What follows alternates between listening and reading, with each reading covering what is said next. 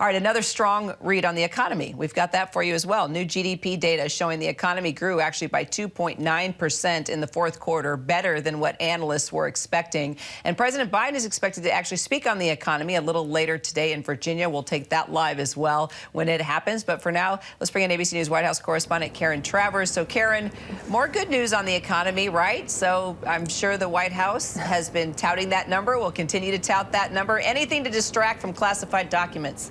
That's exactly right, Kira. I think they were happy to have a headline that was not about the president's handling of classified material. Notably, no formal statement from the White House. They're going to let the president be the one to talk about this later this afternoon when he heads to that event in Virginia. But you saw cabinet secretaries, senior White House officials crowing about that GDP number on Twitter today. Ron Klain, a very active tweeter, the chief of staff, giving credit to the American Rescue Plan, the first big piece of legislation that the president signed when he took office.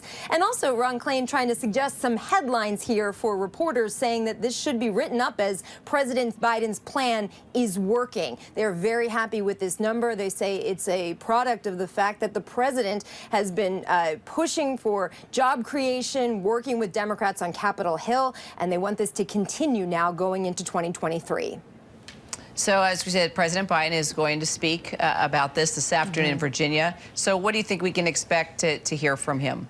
He's going to do a little bit of a look backwards, Kira, at his first 2 years in office. Talk about the 11 million jobs that were created, including 750,000 manufacturing jobs, because he will be speaking at a steam fitters union out there in Springfield, Virginia. He'll also be touting the fact that unemployment right now is at a 50-year low. But the president is also going to go on the attack a bit today. He's going to go after House Republicans, saying that under their plan, in his view, their economic agenda would raise taxes on working families, would raise gas prices, and also would worsen inflation. Republicans, of course, taking issue with that. But Kira, this is all setting up a big showdown this spring over spending cuts, which House Republicans are pushing for, and it all comes amid a big fight looming over the debt ceiling.